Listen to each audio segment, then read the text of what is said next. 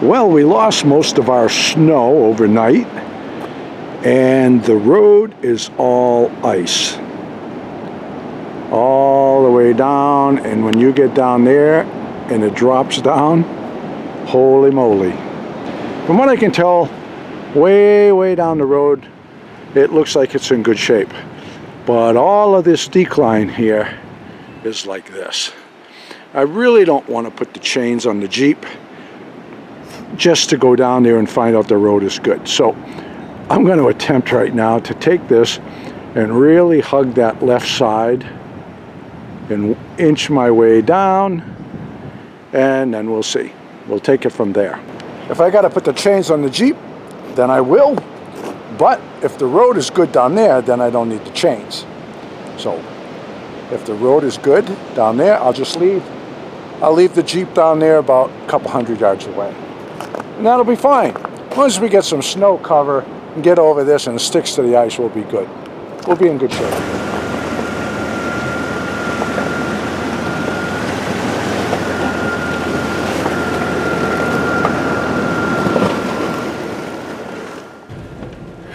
I can keep these two tires up on the back right next to these trees, but I feel the ass end wanted to slip around. If it does, I don't know.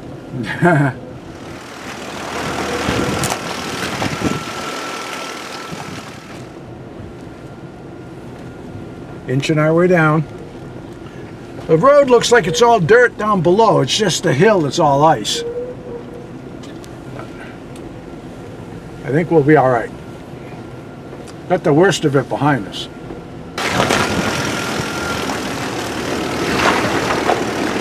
Oh! Piece of cake. We got it. We're home free now.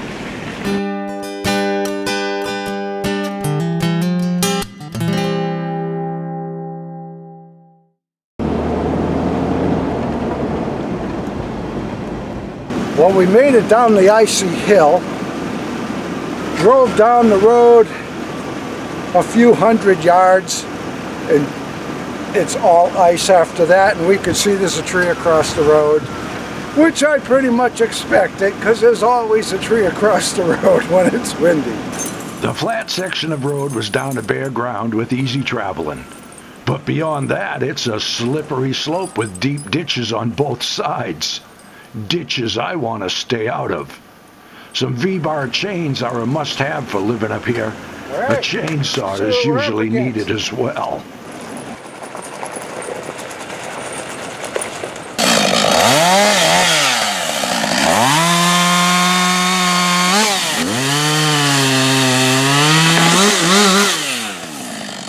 There's another maple that's fallen down because all that fungus. This is what I've been talking about for the last few years. The fungus eats the tree from the inside out. It turns all punky like this. It gets real weak, and the trees fall down. Literally thousands of maples in this forest are doing this. This is what I've been talking about for the last few years. And here's another one down and across the road. So the road is open once again. But jeepers, we better get home. The happy hour light's going to go on without us. No, we can't have that. We better get there. Get the lead out. Yeah.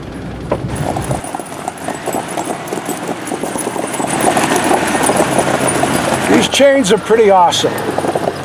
The only thing is I can only put them on the front. There's no clearance on the back because these are big tires. So I would have to get some wheel spacers, which I do plan to do. Yeah. So even on the front though, we just creep right up this ice like nothing. Just gotta go slow, and I can't turn real tight because if I do, the chains just dig into the framework. But that's all right. It gets us home. Can't argue with that.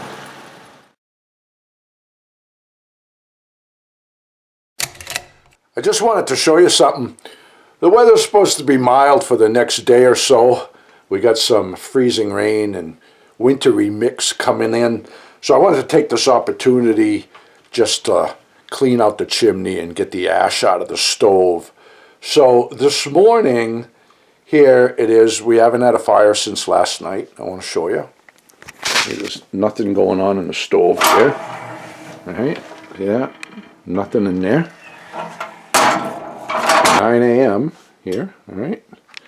And the thermometer here, thermometer shows it's about 65 in here. I'm not exactly sure what it is outside, but let's go look. Oh, wine in a box.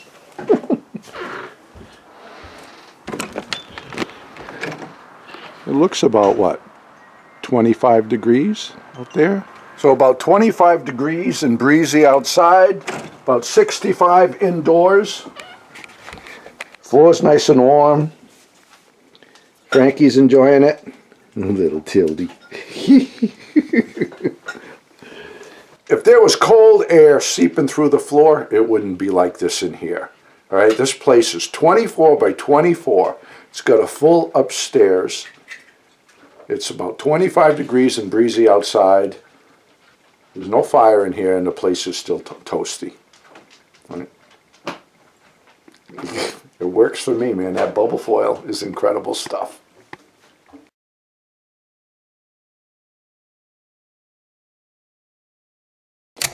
We got some mixed weather coming in tonight.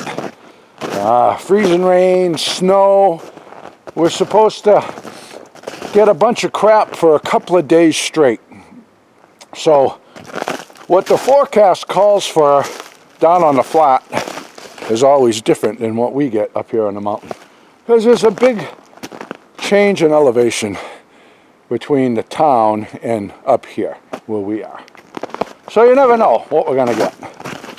So I'm heading out to swap all of the SD cards and refresh the batteries on my cameras, and then I'll check them in a few days. And with the fresh snow, I can see if we get any action in front of the cameras without messing with them. You know, all throughout the woods, okay, like here is a spruce tree. It looks like it's been dead for a long time, but it hasn't. This is right along my trail here, so I pass by here all the time, okay? Now, these spruce were green. They were green here in the fall, and now this is early February. You can see there's no needles on it. The tree is dead, okay? That's just not a like isolated incident. It's like that throughout this forest. Yeah, I hate seeing it. All the pine and the spruce are dying off and dying off fast. Because like I said, right on my trail, now I walk this trail all the time. And there'll be trees that are green, and then within like a week they turn brown, which is ridiculous. It's just as if somebody sprayed them with Roundup, and then all the needles fall off, and then the tree is dead. And I'm looking at another one right here. Okay, I'm going to show you. All right. This is the one I was just talking about. And there's another one right there. Okay. Now you can see it's got the real fine branches. All right. If this was dead for a long time, you wouldn't have these little fine branches. Those would have fallen off.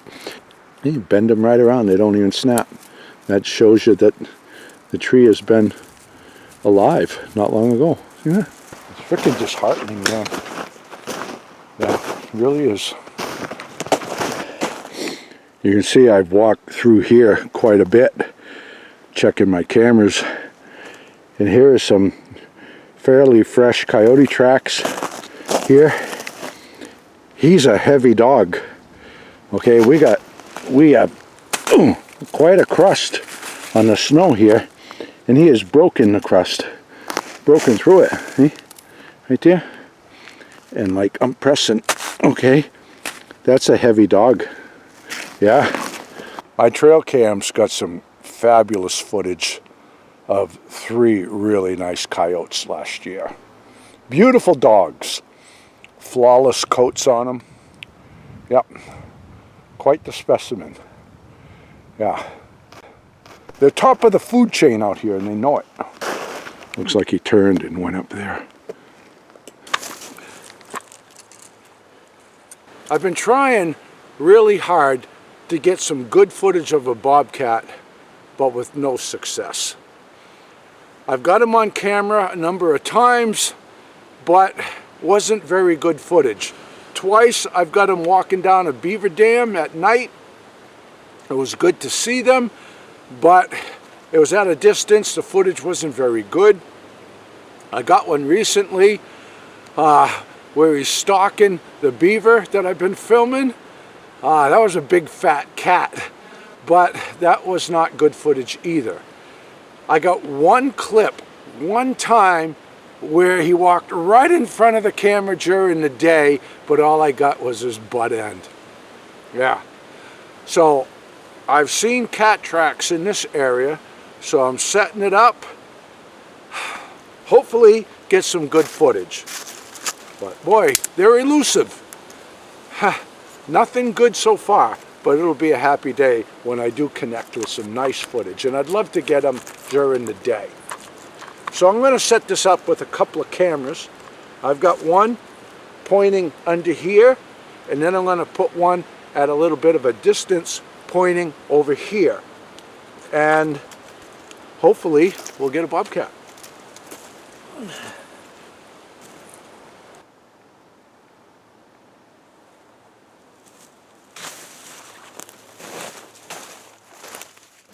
Most people think of moose being like this lazy animal you see lumbering around in the swampy lowlands, because usually if you see pictures of them like on calendars and stuff like that, they're always just poking along in a swamp.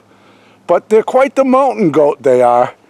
I'm up in the high country setting cameras for bobcats, and moose tracks are up here, up in this steep country, and I want to show you. Like I said, okay, I'm up on the top of the knob here, all right? And look at this. All right, look at moose tracks.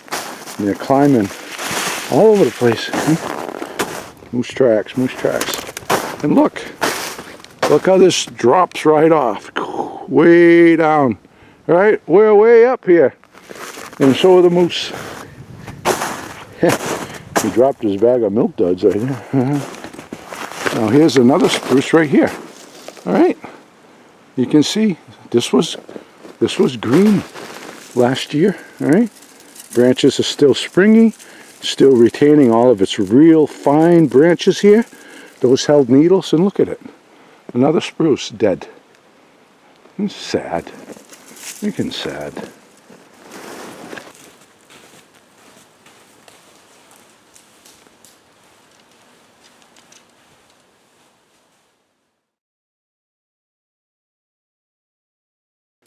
Well, hopefully I'll get lucky and get some good close-up footage of that bobcat. Elusive little buggers they are, I'll tell you what. I've been running 18 trail cameras for a year steady now. I've gotten some really cool footage of all kinds of different animals. I've got real close-up footage of moose. I got 2 bull moose sparring. Just, you wouldn't believe some of the footage that I've come up with. So I'm working on another trail cam compilation, and I hope to have it out sometime this month. These take a lot of work. I narrate through the whole thing, and I got to think it up, and I got to put it in place and kind of tell a story with it. But they're fun, and a lot of people enjoy them. There's a lot of folks that don't get out in nature, so for me to be able to film all this stuff and share it with you, it's fun for me too. Yeah. So I'm going to get that out, and I have some cabin building videos that I'm working on as well. So I got some cool stuff coming your way really soon. I just want to answer just a couple of questions before I wrap it up today. I had somebody ask me just recently, he wants to build a cabin on pressure-treated posts, some 6x6 posts. And he was intending on just digging a hole and sinking these in the ground. I don't really recommend that, because the pressure treated we have nowadays is nothing like what we had 30 years ago, and it does not last. But if you're getting on in years like myself and you don't feel like you're going to outlive the pressure treated, then, and you want to do it simple and cheap, then go ahead and sink your post in the ground.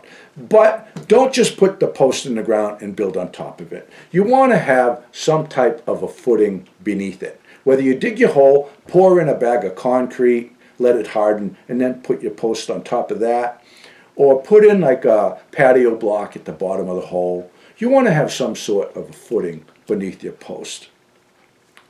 You know, for example, if you take a pencil and you push it into the dirt, it's going to sink in. Take this bottle cap and put it beneath it, and it's not going to want to sink in as easy. It might not sink in at all. So that little footing beneath your post will help tremendously. And if you're building up on post, make sure that you put some knee braces, those 45-degree angle braces on top. And that'll keep the building from tipping over. All right? Those two important things are very important if you're building on piers. All right. Okay. When people watch my older videos, they see that I had a Brittany Spaniel. So quite often people ask me this, and I was asked this just the other day. How come, well, what made me go from a Brittany to a Border Collie? Well, actually, I went from a Brittany to a Labrador. And then I had Labradors for a number of years. And when my last lab passed away, I just didn't have the heart to replace her with another one. I just couldn't do it. So I went without a dog for a while. But what my interest in Border Collies came from way back in the early 80s when I was starting my artist career. Back then, I was a starving artist. And I didn't have the money to print stationery products and limited edition prints and stuff like that, like I had later in my career. So to make my living, I did dog portraits. My only investment was a piece of paper and my time. And I did dog portraits. And one day I was hired to do a portrait of a Border Collie. And I had seen Border Collies in books and magazines, but I never saw one up close. And I just fell in love with the breed. Their intelligence is off the charts. I just fell in love with them. And I said, one of these days, I'm going to get myself a Border Collie. And that day came, and I got Frankie. And now we have Frankie and Tildy. And 2 Border Collies is enough chaos. 3, cuckoo. So anyway, that's how I went from a Brittany to a Border Collie. All right. So I just want to wrap this up, folks. And I'm going to get back to work on the cabin building video. I'm going to try and have that one out next. And hopefully within the week. Yeah. Hey, over this last month, I've gotten a lot of new subscribers to my channel. I want to welcome you all aboard. Thank you so much for subscribing. If you like the content here, please share my channel with others that'll will enjoy it as well. Because sharing really helps the channel. Yeah. So thank you again. All the best to you all. God bless. Frankie and the boss out walking in the woods, living life happy and free. Tracks in the snow everywhere they go. There's a pokey way up in that tree. A beaver built a pond where they have some fun, taking life a day at a time. Best friends until the end. Frankie and the boss, Frankie and the boss, Frankie and the boss.